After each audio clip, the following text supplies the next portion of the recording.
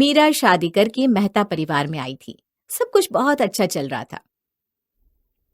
अरे बहू चाय ले आओ, देखो तो कितनी देर हो गई है। इस टाइम तो लोगों का नाश्ता भी हो चुका होता है। जी माँ जी, अभी आई। मेरा पर्स नहीं मिल रहा है।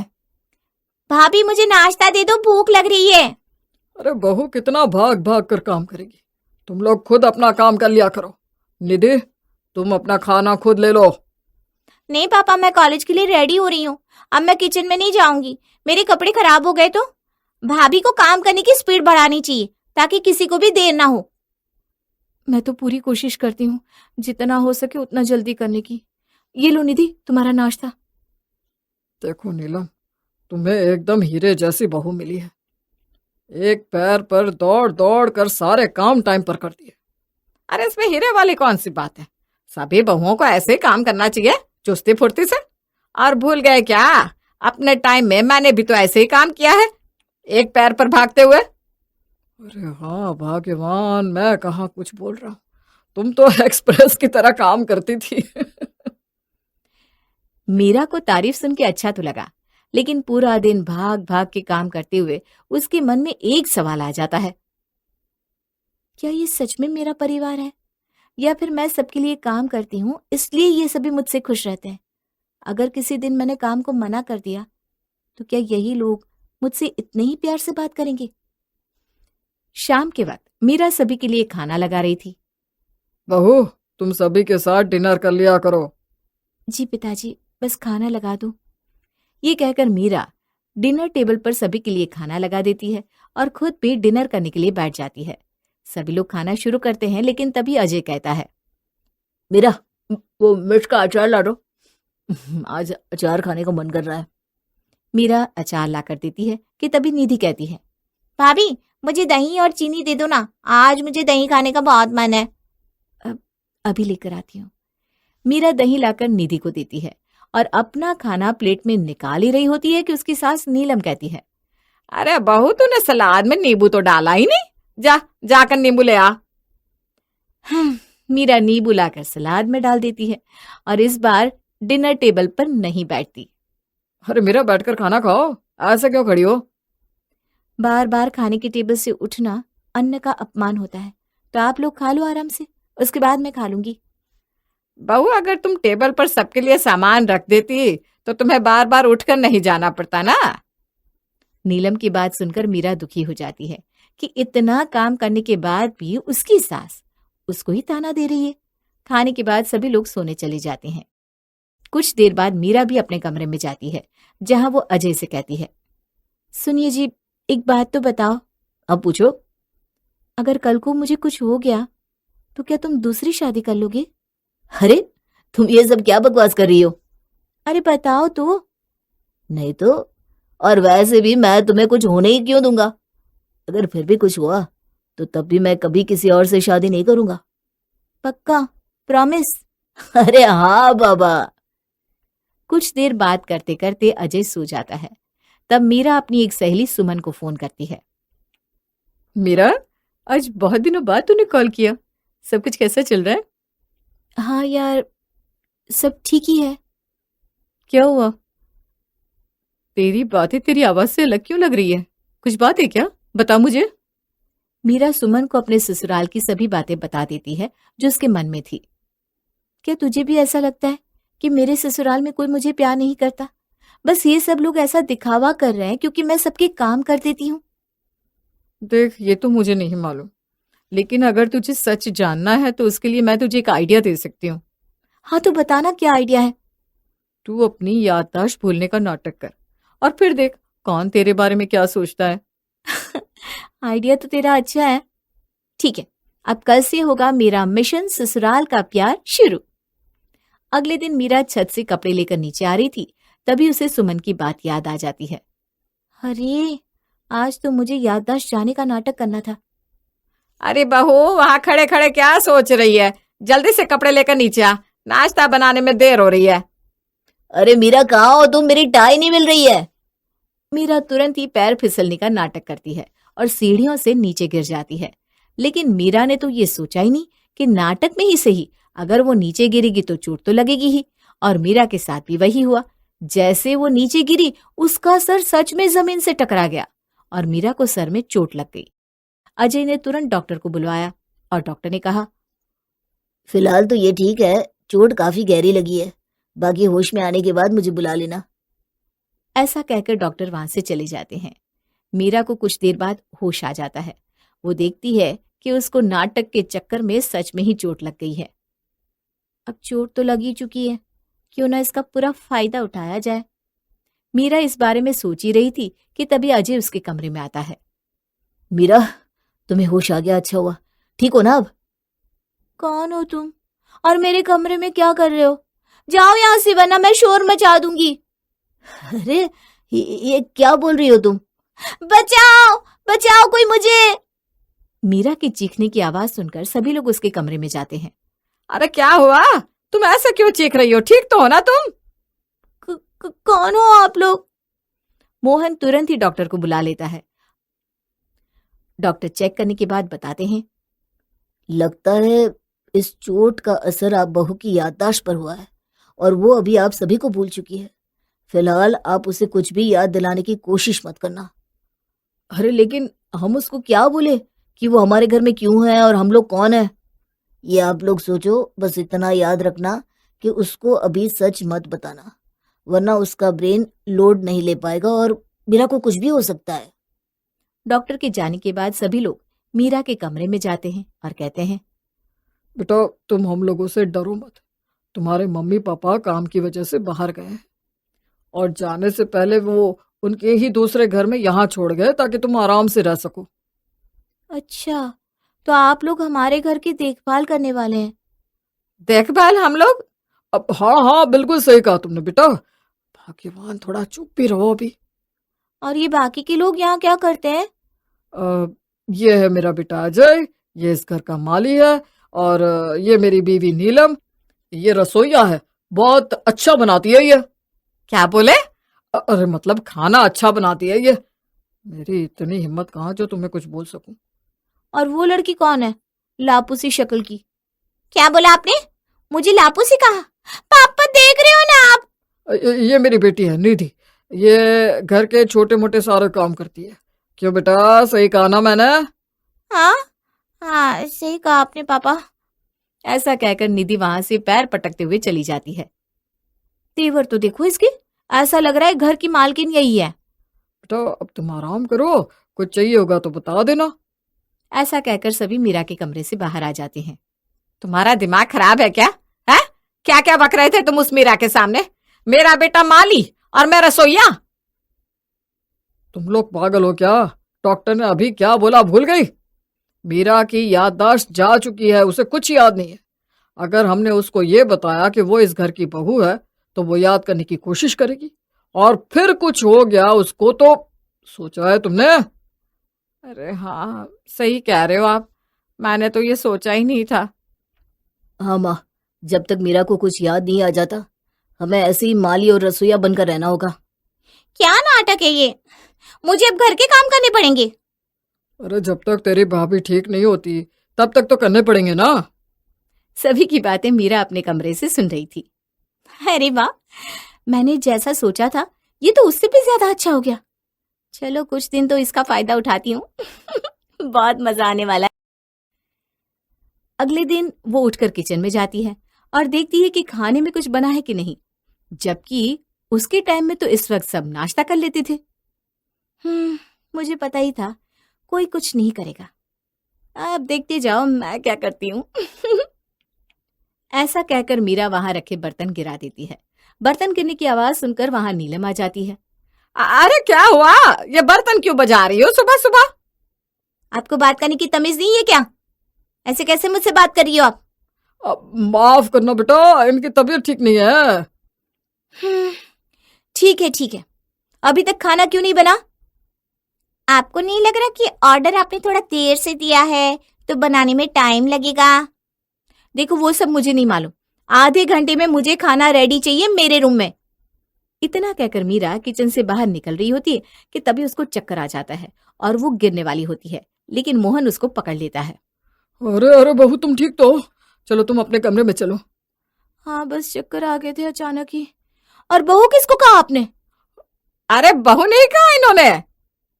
मैंने तो कहा बहुत देर हो गई है खाना बनाने में, जल्दी जल्दी बनाओ भाई। मीरा अपने परिवार को उसकी उंगली के इशारे पे नाचता देखकर बहुत खुश हो रही थी और मन ही मन हंसती है। माँ, ऐसा कब तक चलेगा? देख, तेरी भाभी की तबीयत जब तक ठीक नहीं हो जाती यह सब ऐसा ही चलेगा। भगवान, बस तू हमारी बहू को जल्दी से जल्दी ठीक कर दे। माँ, डॉक्टर का फोन आया था। उन्होंने कहा कि मीरा को बिल्कुल भी स्ट्रेस नहीं देना है, वरना उसको सर दर्द और चक्कर आने शुरू हो जाएंगे और उसके बाद तो उसकी हालत और खराब हो सकती है। अरे बेटा, अभी वो किचन में आई थी और गिरते हुए बची। उसने ही बताया कि उसको चक्कर आ रहा है। मैंने मना किया था ना, उसको कोई किसी काम के लिए नहीं बोलेगा। अरे बेटा, वो अपनी मर्जी से किचन में आई थी, बल्कि तेरे पापा ने तो उसको आराम करने भेज दिया उसी वक्त। ठीक किया माँ आपने, लेकिन अभी जो भी वो बोले बस आप लोग आंख बंद करके करते जाओ। अरे बेटा, तू चिंता मत कर, हमें भी मीरा की उतनी ही फिक्र है जितनी तुझे है। हम अपनी पूरी कोशिश करेंगे। हाँ भैया, आप चिंता मत करो, भाभी जल्दी ही ठीक हो जाएगी। ये सब मीरा भी अपने कमरे में सुन लेती है। ये तो पता चल गया कि मेरा परिवार मुझे प्यार तो बहुत करता है, मुझे कोई दिक्कत ना हो इसलिए ये लोग नौकर तक बन गए हैं। लेकिन कुछ दिन अभी और आराम कर लो, फिर ठीक होने का नाटक भी कर लूंगी। थोड़ी देर बाद निधि मीरा के लिए खाना लेकर उसके कमरे में जाती है। अरे वाह, खाना बन गया, लाओ जल्दी दो, मुझे भूख लग रही है। निधि खाना रख रही थी कि मीरा पानी का ग्लास जानबूझकर गिरा देती है। आय हाय, मेरे हाथ से ग्लास फिसल गया। कोई बात नहीं, आप खाना खाओ, मैं ये साफ कर दूंगी। निधि ग्लास उठाकर वहां से पानी साफ करने लगती है। निधि को काम करता देख मीरा मन ही मन सोचती है, हमारे घर की सबसे कामचोर लड़की भी मेरे एक इशारे पे काम कर रही है। ये हुई ना बात, काश ऐसा हमेशा रहता तो कितना मजा आता। ये सब अजय भी कमरे के बाहर से देख रहा था और जैसे ही निधि बाहर आती है तो वो कहता है, ये सब करने की क्या जरूरत थी? कोई बात नहीं, भाभी को नहीं पता कि अभी वो क्या कर रही हैं, इसमें उनकी क्या गलती। और वैसे भी तूने ही तो कहा है ना उनका ध्यान रखना है, तो ये सब तो करना ही पड़ेगा। हाँ, लेकिन आगे से तू ना ये सब सफाई वफाई मत करना। अब अजय भी मीरा की बीमारी से परेशान होने लगा था कि अगले ही दिन मीरा मोहन को सुनाने लगती है, ऐसे कौन से काम होते हैं? अरे बेटा, तुम गलत समझ रही हो। नहीं नहीं, मैं सब सही समझ रही हूँ। अरे क्या हुआ, इतना शोर किस बात का है? अपने पापा से पूछो ना क्या हुआ है। अरे कुछ नहीं बेटा, वैसे तो मेरी ड्यूटी गेट पे खड़े रहने की है, लेकिन बुढ़ापे में थक जाता हूँ, इसलिए बस घर में आकर बैठ गया था। पापा, आप ये क्या बोल रहे हो? अब तो इन लोगों को सच बताना ही पड़ेगा। अगर इन सबको मेरी फिक्र है तो मेरे आगे सच नहीं आने देंगे, और अगर मेरी फिक्र नहीं है तो आज ये लोग मेरे आगे सच बता देंगे। पापा होंगे तुम्हारे, इस घर की तो गार्ड है ना, तो पूरा दिन यहाँ एसी में क्यों बैठे रहते हैं? कोई काम नहीं है क्या इन्हें? मीरा, तमीज से बात करो। अरे बेटा, वो मीरा है मालकिन इस घर की, अभी उसकी तबीयत ठीक नहीं है। देख बेटा, ऐसा बोलकर उसे परेशान मत कर। माँ, बहुत हो गया, ऐसे कब तक आप लोग सुनते रहोगे? मीरा जी, आप कमरे में जाओ, और पापा गेट पर इसलिए खड़े नहीं होते क्योंकि उनके पैरों में दिक्कत है। कोई नहीं, जैसे आराम हो जाएगा ना पापा अपना काम कर देंगे। मीरा वहां से अपने कमरे में चली जाती है। वहां अजय अब इन सब से बहुत परेशान हो गया था। मुझे माफ कर दो, मेरी वजह से सभी को बहुत दिक्कत हो रही है। अरे बेटा, कोई बात नहीं, मीरा की तबीयत ठीक नहीं है, उसको नहीं पता कि वो क्या कह रही है। तू थोड़ा शांत रहा करना। तूने डॉक्टर से बात की? क्या बोले डॉक्टर? कोई सुधार है क्या मीरा के रिपोर्ट्स में? बस डॉक्टर से बात करने ही जा रहा था मैं। अजय वहां से निकलकर डॉक्टर से बात करता है।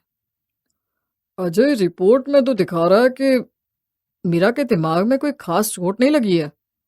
फिर उसकी याददाश्त वो कैसे चली गई? ये तो मुझे भी समझ में नहीं आ रहा, क्योंकि उसकी रिपोर्ट नॉर्मल है। मैंने मीरा की रिपोर्ट एक और बड़े डॉक्टर को भेजी है, बाकी फाइनल तो वही बता पाएंगे। डॉक्टर से मिलकर अजय घर आता है और अपने परिवार से अकेले में जाकर बात करता है। क्या हुआ बेटा, तूने ऐसे अकेले में हमें क्यों बुलाया? सब ठीक तो है? पिताजी, मीरा शायद कभी ठीक नहीं हो पाएगी। मैं अभी डॉक्टर के पास ही आ रहा हूँ। अरे ये तू क्या बोल रहा है? हम किसी अच्छे डॉक्टर को दिखा देते हैं। उसकी कोई जरूरत नहीं माँ। देखो वैसे भी मीरा को हम सब याद नहीं है। मैं सोच रहा हूँ मीरा को उसके पापा के घर छोड़ाते हैं और मैं दूसरी शादी कर लेता हूँ। भैया, ये आप क्या कह रहे हो? भाभी को ऐसे छोड़ दोगे आप? देखो कल मैंने एक बहुत बड़े डॉक्टर को बुलाया। अगर उसने भी यही कहा कि मीरा कभी ठीक नहीं हो सकती तो मैं किसी की नहीं सुनूंगा और मीरा को उसके मायके छोड़ाऊंगा। अरे बेटा, लेकिन ऐसा करना क्या ठीक रहेगा? पिताजी, मीरा की वजह से आप लोग भी तो कितना परेशान हैं। मैं नहीं चाहता कि अब और आगे ऐसा हो। अजय ऐसा कहकर वहां से चला जाता है। मीरा ये सारी बातें अपने कमरे की दीवार पे कान लगाकर सुन लेती है। मैंने ठीक ही सोचा था, कोई नहीं है मेरा अपना इस ससुराल में। मेरा खुद का पति मुझे छोड़ने की बात कर रहा है। मैं भी देखती हूँ ऐसे कैसे मुझे छोड़कर दूसरी शादी करेंगी ये। अगला दिन होता है और उनके घर डॉक्टर ओम आते हैं। आइए आइए डॉक्टर साहब, वो रहा कमरा मरीज का। कौन है मरीज यहाँ? अब मीरा जी। तुम थोड़े पागल हो क्या डॉक्टर? मैं तुम्हें एकदम ठीक ठाक नहीं दिखाई देती? हाँ लेकिन आपको चोट लगी थी, मैं वही चेक करने आया हूँ। डॉक्टर ओम मीरा का चेकअप करते हैं और मीरा को रूम में आराम करने को कहकर रूम से बाहर आते हैं। मीरा कमरे के गेट पर कान लगाकर बाहर क्या बात हो रही है सुनने लगती है। मेरी बहू ठीक तो हो जाएगी ना? मैं आपका दुख समझ सकता हूँ, लेकिन आपकी बहू कभी ठीक नहीं हो सकती। उसका कोई इलाज नहीं है। मैंने तो पहले ही समझाया था। अब जब डॉक्टर भी यही कह रहे तो अब तो समझ में आ रही है ना बात। ठीक है अजय बेटा, अगर कोई और चारा ही नहीं है तो तू बहू को उसके मायके ही छोड़ा। हाँ भैया, फिर हम आपके लिए अच्छी लड़की देखकर शादी भी कर देंगे। बेटा तू सही कह रहा है, कर ले तू दूसरी शादी, यही सही है। इतना सुनते ही मीरा अपने कमरे से सबके पास आकर कहती है, ऐसे कैसे कर लेंगे ये शादी? और तुमने तो मुझे प्रॉमिस किया था ना कि अगर मुझे कुछ भी हुआ तो तुम मेरा साथ नहीं छोड़ोगे, और यार तुमने मुझे छोड़ने की प्लानिंग तक कर ली। तुम्हें क्या लगा सिर्फ तुम्हें ही नाटक करना आता है? तुम्हारी रिपोर्ट देखकर डॉक्टर ने पहले ही बता दिया था कि तुम एकदम ठीक हो। बस तुम्हारा सच सामने के लिए ये सब नाटक किया मैंने। जी भाभी जी, मैं तो अजय का दोस्त हूँ। उसने जो कहा मैंने कर दिया। मुझे माफ कर दो, मैं सिर्फ ये देखना चाहती थी कि क्या आप लोग सच में मुझे उतना ही प्यार करते हो जितना मैं आप सबसे करती हूँ। वो तो ठीक है, लेकिन नाटक में तुम ये भूल गई कि तुम किससे क्या बात कर रही हो। अरे बेटा माफ भी कर दे बहू को। मैं तो खुश हूं कि मेरी बहू ठीक है। अजय भी मीरा को माफ कर देता है और सभी खुशी खुशी रहने लगते हैं। हाथ में थैली, गले पर गमछा टांगे, पसीना पोंछते पोंछते विष्णु अपने घर आता है। अरे बाप रे बाप, इस बार की गर्मी तो जान लेकर ही मानेगी। अरे सुषमा जी, थैली तो पकड़िए। इतनी धूप में बाहर जाने की क्या जरूरत थी पापा जी? चलिए कमरे में बैठिए, मैं एसी ऑन कर देती हूँ। अरे सुबह के 7 बजे अगर इतनी धूप हो जाएगी तो आदमी सब्जी लाने कब जाएगा बहू? एसी ऑन करके कमरा ठंडा होने दो, 2 मिनट में धूम मस होगी कमरे में। मैं सुस्ता कर कमरे में आता हूँ। और जैसे ही प्रिया कमरे का एसी ऑन करने जाती है, लाइट चली जाती है। गर्मी में लाइट जाते ही बिन पानी के मछलियों की तरह सभी तड़पने लगते हैं और सभी कमरों से आवाज आनी शुरू हो जाती है। ये एसी किसने ऑफ कर दिया? अरे प्रिया, एसी ऑन करो यार। ऐसी रात से गर्मी के कारण सोया नहीं हूं मैं। वहाँ एक तरफ कमरे से विक्रम जोर जोर से प्रिया को आवाजें लगा रहा था, वहाँ दूसरे कमरे से चिंटू अपनी ड्राइंग लेकर बाहर आता है। मम्मा फैन ऑफ हो गया, मेरी पेंटिंग कैसे सूखेगी मम्मा? अरे बेटा, इतनी गर्मी में यहाँ लोग सूखे जा रहे हैं, तेरी पेंटिंग क्या नहीं सूखेगी? जब भी सुई धागा लेकर बैठो ये बिजली को आग लग जाती है। अब ये कुर्ता कैसे सिला जाएगा? मैं खिड़कियाँ खोल देती हूँ मम्मी जी, घर में रोशनी आ जाएगी। सूरज जिस हिसाब से सर पर आ रखा है ना, इतनी रोशनी में तो हम घर का सारा काम कर लेंगे। सिर्फ रोशनी नहीं, लू भी आएगी। लू राजस्थान में कैसे रेत पर लोग चने सेक लेते हैं, ठीक उसी तरह भून जाएंगे हम। अरे कोई ज़रूरत नहीं है खिड़कियाँ खोलने की। प्रिया, एसी। अरे क्या तुम भी चिल्लाए जा रहे हो? मैंने बंद नहीं किया एसी, लाइट चली गई तो मैं क्या करूं? खंभे पर लटक जाऊं क्या? ये सुनकर अंगड़ाई लेता हुआ पसीने से लथपथ विक्रम अपने कमरे से बाहर आता है। कैसे सोए आदमी इतनी गर्मी में? रात भर तो बिजली नहीं थी, अभी 2 घंटे पहले आई है और फिर चली गई। मुझे तो ऐसे भी बहुत ज़्यादा गर्मी लगती है, और ये बिजली विभाग वालों को संडे के दिन भी बिजली काटनी है। अरे फिक्र मत कर बेटा, इन्वर्टर तो है ना। इस बिजली के आने जाने के चक्कर में कहीं इन्वर्टर डाउन ना हो जाए, इसलिए मैंने बंद कर दिया था। जाकर ऑन कर देती हूँ। पूरे घर में बस एक पंखा और एक बत्ती जलाना, ज़्यादा फैन ऑन करने से पता चला इन्वर्टर भी बैठ गया। और जैसे ही सुशीला इन्वर्टर ऑन करती है, हॉल में फैन ऑन हो जाता है। आहा, ये एसी तो अब आया। पहले तो पसीने में भीगे शरीर को पंखा ही सुकून देता था। यस दादाजी। तो सब एक साथ बैठकर नाश्ता कर लेते हैं। सब अपने अपने कमरे में नाश्ता करेंगे तो फैन ऑन करना पड़ेगा। और प्रिया का पूरा परिवार एक साथ खाना खा रहा था कि घर का एकमात्र चलता फैन भी ऑफ हो जाता है और इन्वर्टर से आवाज़ें आने लगती है। लगता है मैं एसी ऑफ करना भूल गया था। सभी एक साथ विक्रम को देखते हुए चिल्लाते हैं, विक्रम! गर्मी आते ही बिजली की हालत ऐसी हो जाती है कि दिन के 24 घंटों में मुश्किल से 6 घंटे बिजली रहती और बाकी समय रहती बेजोड़ गर्मी। दोपहर के वक्त सभी खाने के टेबल पर बैठे थे कि तभी विक्रम कहता है, ये दाल तो सड़ गई है। अरे हफ्ते भर की बची हुई दाल तुमने मेरी प्लेट में रख दी प्रिया। कम से कम ये तो मत किया करो। हर रोज़ तो टिफ़िन का ठंडा खाना खाना पड़ता है। एक संडे के दिन मुझे घर का खाना नसीब होता है, उसमें भी तुम सड़ा गला खाना देती हो। अरे 2 मिनट पहले बनाया हुआ खाना भी तुम्हें सड़ा लगता है। मुझे तो तुम्हारे टेस्ट बर्ड्स पर बिल्कुल भरोसा नहीं है। आप खाकर बताइए ना पापा जी। बहू, विक्रम ठीक कह रहा है। इस दाल में से तो गंदी बदबू आ रही है और झाग भी आ गया है। पर यह दाल तो मैंने सुबह नाश्ते में बनाई थी और उसके बाद फ्रिज में रख दिया था। रात से लाइट है कहाँ जो तुम्हारा फ्रिज चलेगा, और उसमें रखा हुआ खाना तो सड़ेगा ही ना मोहतरमा। अरे तू जाकर दूध देख बहू, कहीं दूध तो नहीं फट गया। प्रिया फौरन किचन में जाती है और फ्रिज खोलकर देखती है कि फ्रिज में रखी सारी सब्जियां सड़ चुकी थी। बस यही दुख बाकी था, हर वक्त अलग अलग खाना बनाओ। इतनी गर्मी में किचन में रहना होगा, पर करना ही पड़ेगा क्योंकि घंटे भर से ज़्यादा इतनी गर्मी में बाहर सब्जी बचने वाली तो है नहीं। प्रिया का परिवार इस बिजली की समस्या से, इतनी तेज़ गर्मी से बुरी तरह परेशान हो चुका था और हमेशा की तरह रात के ठीक 2 बजे फिर से बिजली चली जाती है। इतनी गर्मी में अंदर सोना तो संभव नहीं है। मैं जा रहा हूँ छत पर सोने। मैं भी चलता हूँ पापा। एक काम करते हैं, घर बंद कर देते हैं और हम सभी चलते हैं। प्रिया अपने पूरे परिवार के साथ छत पर जाने के लिए निकलती है तो वो देखती है कि पूरे बिल्डिंग की यही हालत है। सभी के सभी छत पर ही जा रहे हैं।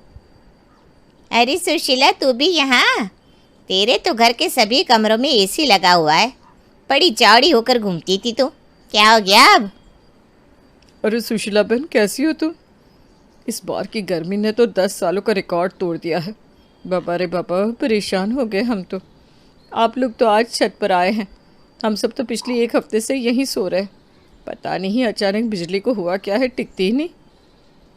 परेशान हुए नहीं है भाभी जी, माफ़ कीजिएगा। परेशान तो अब होंगे क्योंकि अखबार में मैंने पढ़ा कि कल से गर्मी और बढ़ने वाली है। और इसी तरह बातचीत करते हुए सभी लोग एक साथ छत पर सो जाते हैं। अगली सुबह जैसे ही नल खोलते हैं कि बिजली चली जाती है और मच जाता है पूरे मोहल्ले में पानी का हाहाकार। अरे कोई है घर पर? अरे सुशीला, एक बाल्टी पानी मिलेगा क्या? अरे मैं तो यहाँ खुद बिना पानी के बैठी हुई हूँ शीतल। प्रिया बेचारी खुद पानी लेने के लिए विमला के घर गई है। खाना बनाने तक पानी नहीं है हमारे घर में। शीतल और सुशीला बात कर रहे थे कि तभी हाथ में पानी की बाल्टी लिए प्रिया आती है, जिसे देखते ही सब भागते हुए वहाँ आ जाते हैं। मुझे पता था प्रिया तुम पानी ला कर दोगी। जल्दी लाओ पानी, मैं नहा कर आता हूँ, मुझे ऑफिस भी निकलना है। अरे ये क्या बात हुई कि ऑफिस निकलना है? देख नहीं रहा मैं कब से यहाँ बहू की राह देख रही थी। मुझे पूजा करनी है भाई, पहले मैं नहाऊंगी। अरे मुझे कब से वॉशरूम जाना है और तुम लोग नहाने के पीछे लड़ाई कर रहे हो। पहले पेट साफ हो जाए, उसके बाद तो नहाना धोना होगा। ला बहू, मुझे दे दे पानी। कितनी मुश्किल से विमला आंटी के घर से 1 बाल्टी पानी लेकर आई हूँ खाना बनाने के लिए, और यहाँ आप लोग पहले ही नहाना धोना लेकर बैठ गए। अगर ये पानी मैं आप लोगों को दे दूंगी तो खाना कैसे बनेगा? पानी दिया कैसे उस विमला ने? हाँ, यहाँ किसी के घर में पानी नहीं है तो विमला के पास पानी कहाँ से आया? ये तो मुझे नहीं पता आंटी जी, सभी को एक एक बाल्टी पानी तो दे रही थी। एक काम करो ना विक्रम, तुम सभी भी एक एक बाल्टी पानी लेने आंटी के यहाँ चले जाओ, आंटी ज़रूर तुम्हें पानी देगी। और आधे घंटे के अंदर अंदर ये बात पूरे मोहल्ले में फैल जाती है। कोई पतीला, कोई बाल्टी, कोई टब तो कोई कटोरी लेकर विमला के घर के बाहर लाइन लगा लेता है। तू पीछे से आगे कैसे आया विनोद?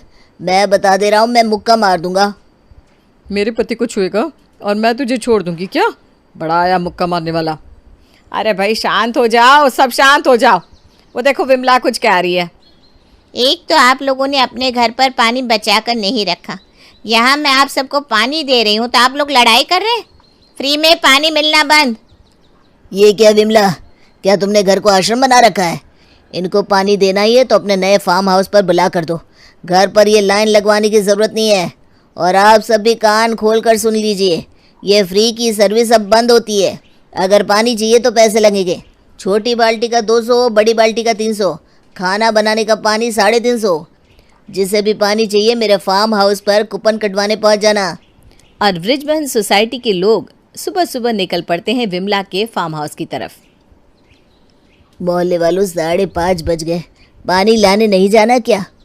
शंभू की आवाज़ सुनकर सभी अपने घरों से निकलकर बाहर आते हैं। पर मैं कैसे जाऊंगी भाई साहब, मेरे हस्बैंड तो घर पर ही नहीं है। सेक्रेटरी किस नाम का हूँ मैं? मुझे पता था सभी को बड़ी दिक्कत होने वाली है फार्म हाउस आने जाने में। आधे लोगों को तो एड्रेस भी नहीं पता। पानी तो सभी को चाहिए ना भाई साहब, इसलिए मैंने एक बस करवा ली है, सब मिलकर पैसे दे देंगे। ये तो आपने बड़ा अच्छा किया अंकल, अब एक ही बस में सब बैठकर चले जाएंगे। और लाइन लगाकर सभी एक एक बस में चढ़ने लगते हैं। इस बस में ये डबल डेकर सुशीला आंटी चढ़ेगी तो कहीं बस पलट ना जाए। अरे शर्म कर ले, तेरी माँ भी कोई काम नहीं है, जा उसे भी हटा ले। हैं? बड़ा आया। अरे हो गया बाबा, वहाँ वो पानी देना बंद ना कर दे। सब बस पर चढ़ गए ना? ड्राइवर भैया चलिए बस निकालिए निकालिए। अरे रोको रोको, मैं रह गया हूँ। दोनों हाथों में एक एक बाल्टी लिए किसी तरह भागते हुए विक्रम बस पर चढ़ता है और बस पहुंच जाती है विमला के फार्म हाउस पर, जहां बस को आता देख मुस्कुराता हुआ सुशील निर्मला से कहता है, देख लिया निर्मला जी, ये वही लोग हैं ना जो अपने घरों पर लगी हुई एसी का घमंड आपको दिखाते थे। ला दिया ना सबको लाइन पर। ऐसी बिजली काटी है सभी की कि एसी, कूलर, फ्रिज, अवन धरे के धरे रह गए। और बाहर निकलकर सुशील सभी को पानी का कूपन बांटना शुरू कर देता है।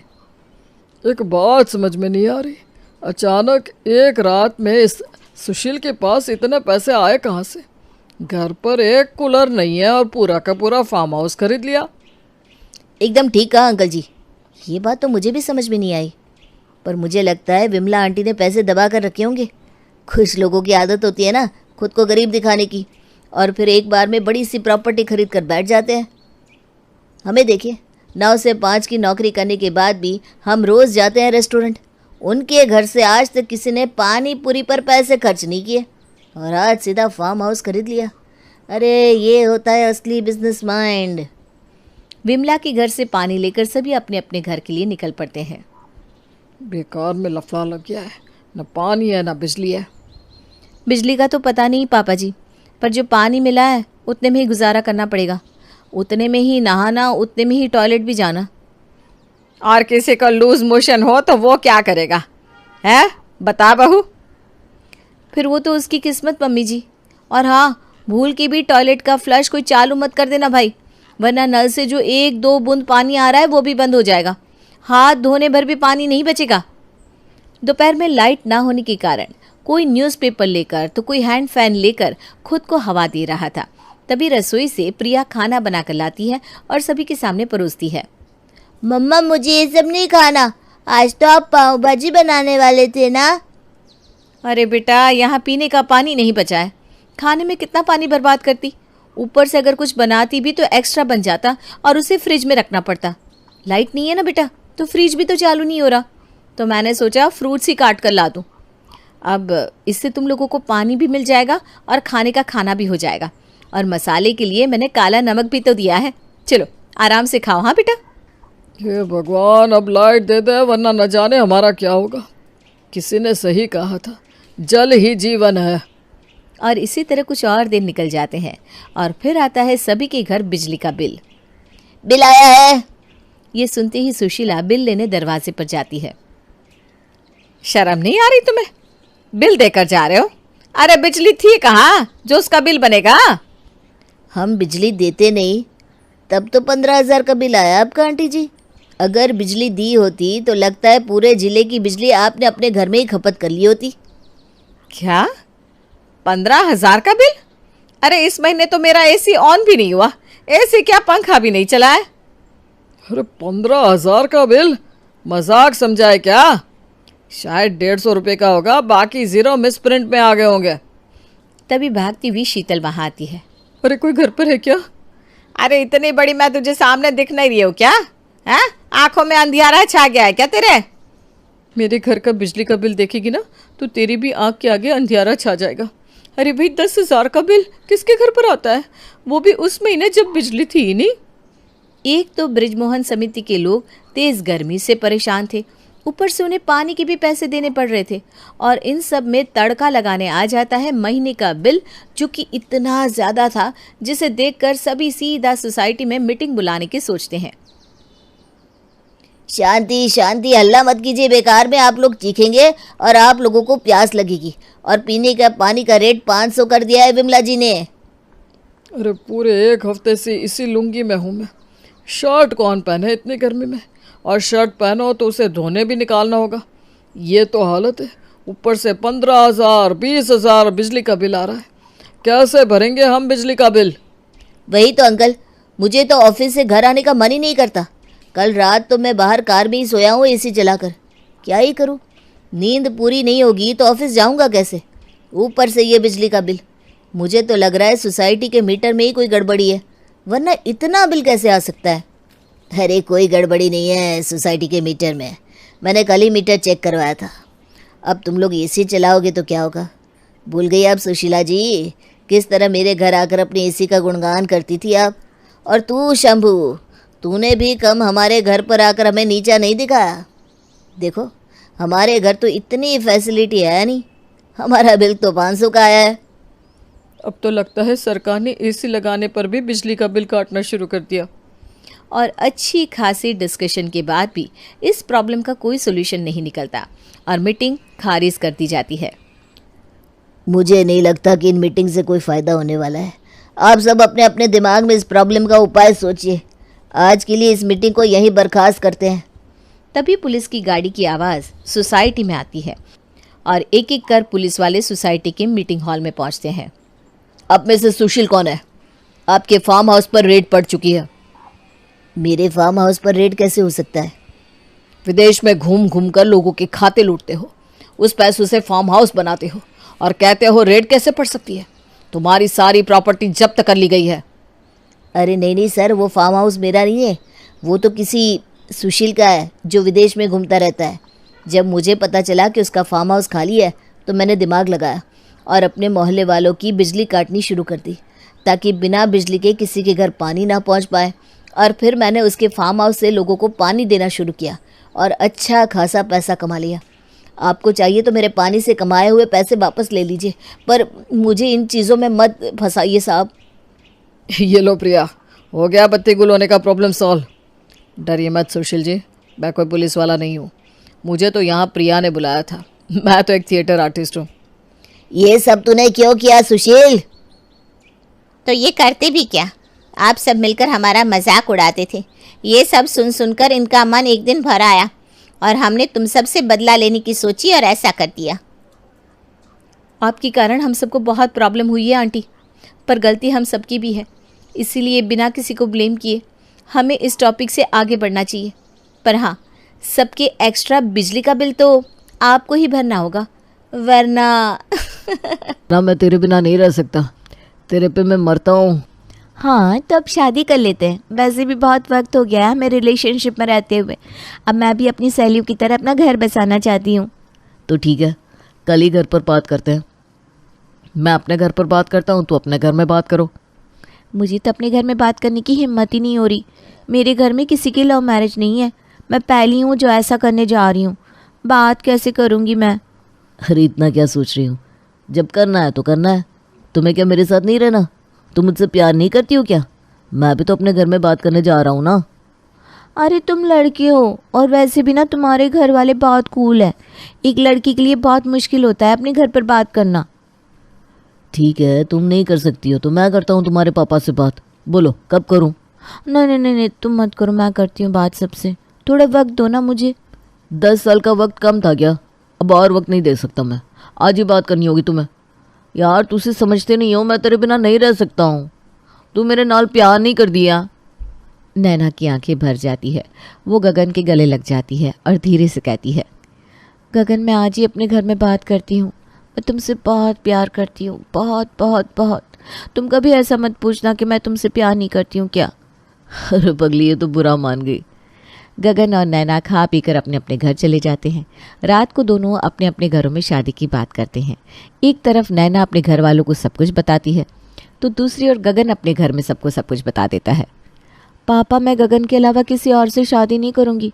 वो बहुत अच्छा है, आप एक बार उससे मिल तो लीजिए। ठीक है, मिल लेते हैं। लड़का अपनी जात का तो होगा ही। और नहीं तो क्या, इससे तो बचपन से ही एलर्जी है दूसरी जात से। बुला लो लड़के को कल घर पर। अब नैना के मन में उथल पुथल शुरू हो जाती है। वो खुद से कहती है, अब क्या करूं, कैसे बताऊं कि ये गगन पंजाबी है। कहीं बताने से मिलने को ही मना कर दिया तो क्या करूंगी। बता देती हूँ, अब ओखली में मुंह डाल ही दिया है तो मुसल से क्या डरना। नैना अपनी आंखें बंद करके एकदम से कहती है, नहीं गगन पंजाबी है लेकिन मैं उससे ही शादी करूंगी, कल वो आ रहा है आपसे मिलने। ये बोलकर नैना अपने कमरे में चली जाती है।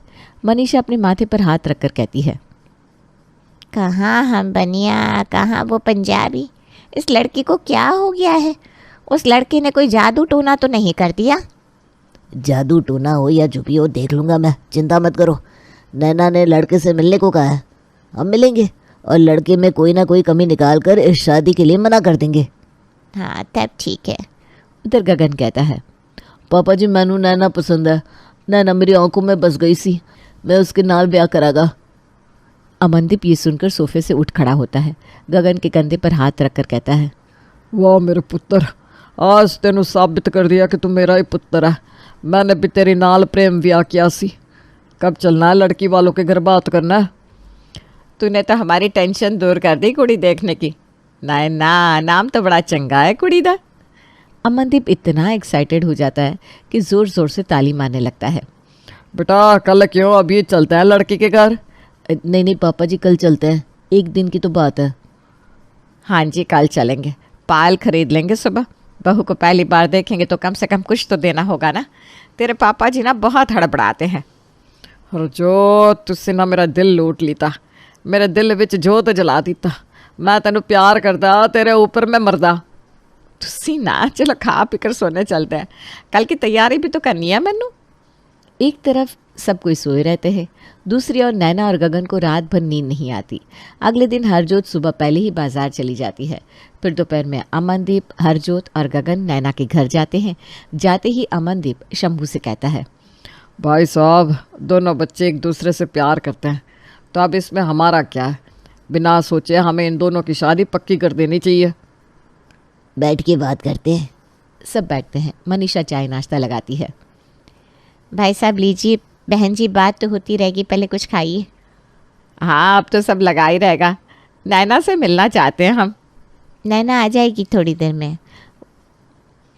वो ऐसा है ना बहन जी कि हम बनिया हैं और आप लोग पंजाबी। ये रिश्ता हमें पसंद नहीं है। अरे बहन जी क्या खराबी है हमारे पुत्र में जो आपने अपनी बेटी का हाथ उसे देने से मना कर दिया। अपने कॉलेज का टॉपर रह चुका है गगन और उसकी सैलरी 36 लाख सालाना है। अंकल जी आपकी बेटी को कभी कोई कमी नहीं होने दूंगा, आप उसका हाथ मुझे दे दीजिए। आपके लड़के में कोई कमी नहीं है, बस आपकी जाति अलग है। हमारे घर में दूसरी जात में शादी नहीं होती। भाई साहब अब क्या ही जात, अब बच्चे खुश तो सब खुश। इनकी खुशी के लिए मान जाओ।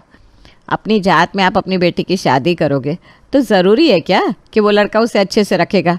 कल को उसको कोई तकलीफ़ हुई तो वो ज़िंदगी भर आप लोगों को ही कोसेगी ना।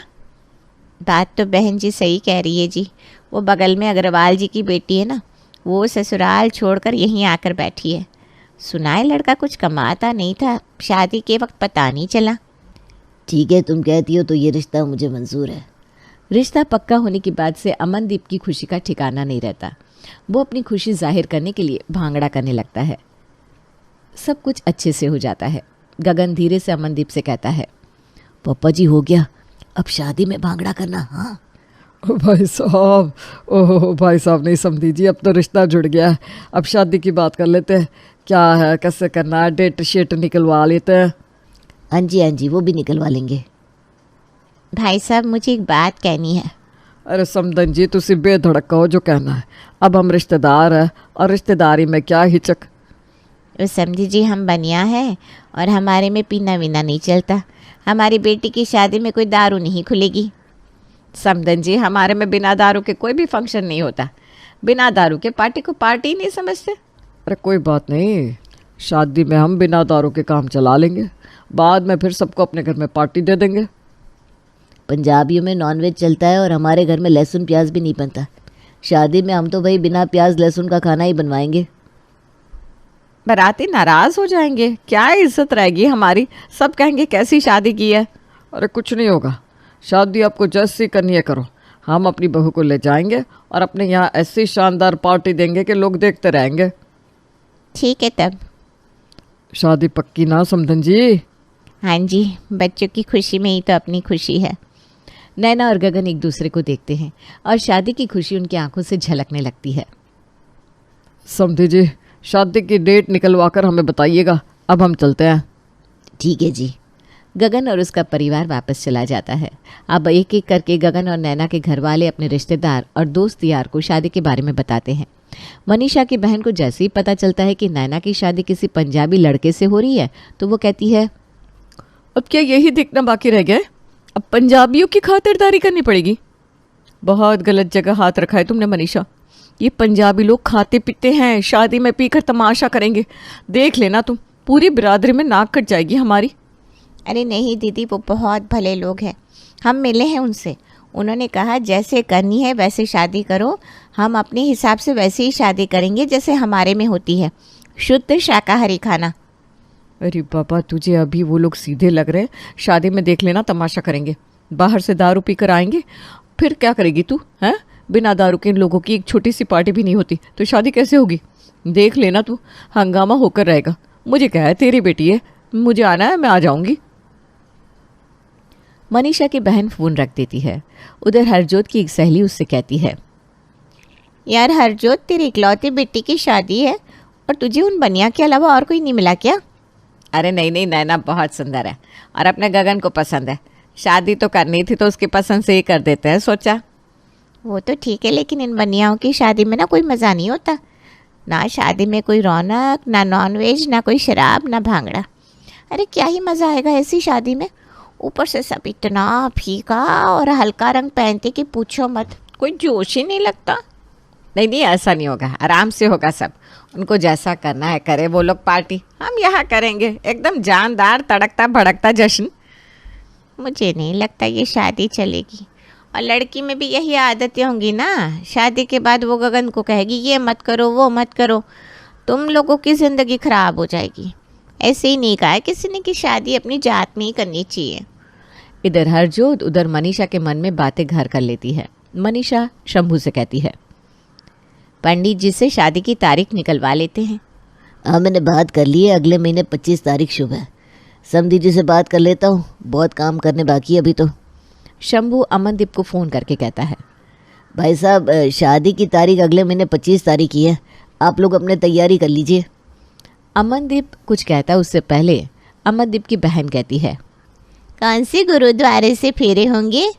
गुरुद्वारे नहीं जी, हम तो अपने घर से शादी करेंगे। अमनदीप, अब शादी भी उनके हिसाब से होगी। कभी ऐसा हुआ है क्या? देख लेना, शादी के बाद ये रिश्ता टिकेगा नहीं। वो लड़की भी घर में आकर अपने घर वालों की तरह मनमानी करेगी। तो फिर से सोच ले, इस रिश्ते को ना करने में ही भलाई है। अरे दीदी, शादी दोनों तरीके से होगी, फिर क्या दिक्कत है? दिक्कत तुझे तब समझ में आएगी जब वो लड़की घर आकर नॉनवेज बनने पर अपने नाक पर कपड़ा लगाकर घूमेगी, गगन को 10 बार नहाने को कहेगी। मैनू की है, करना है जो कर, बाद में तुअर पर जाएगी, पछताएंगे। अमनदीप फ़ोन कट कर देता है। शंभू के मन में बात लग जाती है। वो मनीषा से कहता है, मुझे कुछ ठीक नहीं लग रहा। नैना उस घर में खुश नहीं रहेगी। अब इसे उनके घर के रिश्तेदार इस तरह से बातें कर रहे हैं। हाँ जी, मेरी दीदी भी यही बोल रही थी कि हमें भी दिक्कत होगी इस शादी से। लेकिन क्या कर सकते हैं अब। धीरे धीरे सबको नैना और गगन की शादी के बारे में पता चलता है और सब आकर अपने अपने तरीके से गगन और नैना के परिवार को ये रिश्ता ना करने के लिए समझाते हैं। लोगों की बातें सुनते सुनते शंभू के दिमाग में ये बात बैठ जाती है और वो अमनदीप को फ़ोन करके कहता है, भाई साहब, आप अपने लड़की का रिश्ता कहीं और देख लो, हम अपनी लड़की नहीं दे सकते। क्या जी, हम छुप कर रिश्ता क्या ले आए, अब तो सिर पर चढ़ रहा है। मेरे बेटे को भी लड़की की कमी नहीं है, हमें भी नहीं करना ये रिश्ता। दोनों फ़ोन रख देते हैं। गगन नैना को फ़ोन करके सब कुछ बता देता है। अब क्या होगा, तुम्हारे बिना मैं नहीं रह सकती हूँ। शादी तो मैं तेरे नाल ही करागा। तू एक काम कर, सबसे बोल कर एक मीटिंग रख दे फिर से। मैं दोनों परिवार को फिर से शादी के लिए मनवाऊंगा, लेकिन शादी तेरे नाल करागा। ठीक है, मैं कोशिश करती हूँ मम्मी पापा से बात करने की। वो लोगों को मनाना इस बार तो और भी मुश्किल है। तो एक काम कर, दुर्गा मंदिर में कल शाम अपने मम्मी पापा के साथ आ जाना। मैं भी वहाँ अपने मम्मी पापा के साथ आ जाऊँगा, तब तो तुझे कुछ नहीं करना होगा। हाँ, ये ठीक है। अगले दिन नैना अपने परिवार के साथ मंदिर में चली जाती है। वहीं गगन भी अपने परिवार के साथ आ जाता है। दोनों परिवार एक दूसरे से टकराते हैं। अमनदीप और शंभू एक दूसरे को देखकर मुंह फेर लेते हैं। मुझे आप सबसे एक बार गल करनी है। अब कोई बात नहीं होगी। पुत्र, इन लोगों को बड़ा गुरूर है। पापा जी, मेरे लिए ही सही, एक बार साथ बैठ लीजिए ना। गगन सबको मनाकर सामने वाले होटल में बैठता है और सबको मनाता है। अंकल जी, आप मुझ पर भरोसा करके तो देखिए, लोगों की बात मत सुनिए। शादी के बाद ऐसी कोई भी दिक्कत नहीं होगी नैना को। उसे जैसा खाना है, जैसा पहनना है, वो वैसा ही करेगी। हम पिछले 7 साल से इस रिलेशनशिप में हैं, साथ में घूमते हैं, फिरते, खाते पीते हैं, लेकिन आज तक तो कोई दिक्कत नहीं हुई। नैना मेरे बिना नहीं रह सकती। एक बार लोगों की नहीं, अपनी बेटी की सोच कर देखिए। शंभू बहुत देर चुप रहने के बाद कहता है, ठीक है, शादी की तैयारी करो, लेकिन अगर मेरी बेटी को कोई तकलीफ हुई ना तो जान ले लूँगा मैं तेरी। दोनों परिवार शादी की तैयारियों में लग जाता है। इधर गगन महीने भर पहले ही शादी के कार्ड बंटवा देता है ताकि शादी कैंसिल होने का कोई चांस ही ना रहे। दिन बीतने लगते हैं, सब अपना अपना काम कर रहे होते हैं और जिन लोगों को कार्ड मिला था शादी का वो बातें बनाते हैं कि ये शादी टिकेगी नहीं। इसी तरह शादी का दिन आ जाता है। गगन और उसका परिवार बारात लेकर नैना के घर पहुंच जाता है। गगन को देखकर शंभू का भाई कहता है, अभी भी मौका है, इस शादी को तोड़ दे वरना तो बहुत पछताएगा। पूरे बाराती मुझे तो टुल लग रहा है। मैं कहा रही है लड़के के मुंह से। नहीं भैया, लड़का नहीं पीता है। जैसे तैसे सारे रस्म रिवाज करके गगन मंडप तक पहुंचता है और एक लंबी सांस लेता है। अब बस शादी हो जाए, सुकून ही सुकून मिलेगा। नैना दुल्हन के जोड़े में मंडप पर आती है। नैना को आता देखकर उसका ताऊ कहता है, रुक जा नैना, ये शादी नहीं हो सकती। लड़का मुझे एक ज़रा पसंद नहीं है। कैसे रहेगी इन लोगों के साथ तू? सब कितना भड़कीला पहन कर आए हैं। एक बार फिर से सोच ले बेटा, मत कर ये शादी। यहाँ तक आने के बाद भी मुझे सोचना पड़ेगा शादी के लिए? नहीं ताऊ जी, मैं ये शादी करूँगी। गगन और नैना की शादी हो जाती है। शादी के बाद नैना गगन के घर पहुँचती है। नैना का बहुत अच्छे से स्वागत होता है, जैसा उसे कभी सोचा भी नहीं था। बहू, तुझे जैसा रहना है तो रहना, कोई प्रेशर नहीं है तुझ पर। अच्छा, आज जल्दी सो जाना, कल यहाँ एक पार्टी है। जी मम्मी जी। नैना सो जाती है और आराम से अगले दिन उठती है। फिर नहा धोकर तैयार हो जाती है। बहू, आज कोई काम नहीं करना तुझे, शाम को पार्लर वाली तुझे तैयार कर देगी। मम्मी जी, पार्टी में नॉनवेज होगा ना, मैं नहीं खा पाऊंगी। अरे बहू, नॉनवेज का अरेंजमेंट दूसरे फ्लोर पर किया है हमने, तुझे कोई दिक्कत नहीं होगी। और आज से हमारे घर में भी नॉनवेज बनना बंद हो गया है। थैंक यू सो मच पापा जी एंड मम्मी जी। नैना नाश्ता करती है जो कि बिल्कुल उसके घर की तरह ही होता है। शाम को नैना तैयार होकर पार्टी में जाती है, जहां उसे मुंह दिखाए में बहुत सारे तोहफे मिलते हैं और खाना भी उसकी पसंद का होता है। पार्टी में शंभू और मनीषा भी आते हैं। सबको देखने के बाद शंभू मनीषा से कहता है, गगन ने ठीक कहा था, कोई कमी नहीं होने देगा अपनी बच्ची को। वही तो, हम झूठ में लोगों की बातों में आ रहे थे। अपनी बच्ची खुश है और क्या चाहिए हमें। ज़्यादा खुश मत हो, अभी एक दिन हुआ है। ये सब दिखावा करने में तो पंजाबी लोग माहिर होते हैं। ऐसे ही नहीं अपनी बच्ची को फंसाया है। किसी रोज़ घर जाकर देखना, तब समझ में आएगा। वरना अपनी नैना तो इतनी भोली है कि खुद से कुछ कहेगी भी नहीं किसी से। वैसे भी पग फेरे के लिए उसे लाने तो जाना ही होगा, और ये बात समधन जी और समधी जी को पता नहीं है। पार्टी अच्छे से हो जाती है और अगले दिन शंभू और उसका भाई नैना को लेने अमरदीप के घर पहुंच जाते हैं। समधी जी आइए आइए, बैठे बैठे। हरजोत, खाने पीने का इंतजाम करो, पहली बार समधी जी घर आए हैं। आ रही हूँ। हरजोत चाय नाश्ता लेकर आती है। समधन जी, मैं नैना को पग फेरे के लिए लेने आया हूँ, उसे ज़रा बुला दीजिए। वो तो सो रही है, कल थकी हुई थी ना, पता होता तो हम पार्टी अगले दिन ही रख लेते। नहीं नहीं जी, ऐसी बात नहीं है। ठीक है, फिर हम चलते हैं। वो उठ जाए तो बता दीजिएगा, हम लेने आ जाएंगे। समधी जी आप क्यों तकलीफ करते हैं बार बार, गगन बहू को छोड़ देगा। ठीक है जी, हम चलते हैं। शंभू और उसका भाई वहाँ से वापस आ जाते हैं। रास्ते में शंभू अपने भाई से कहता है, भैया अब तो यकीन हुआ कि हमारी बेटी खुश है। हाँ भाई, हमने जैसा सोचा था वैसे तो कोई दिक्कत है नहीं यार। नैना अपने ससुराल में एकदम आराम से एडजस्ट हो जाती है और सब कुछ सही से चलने लगता है।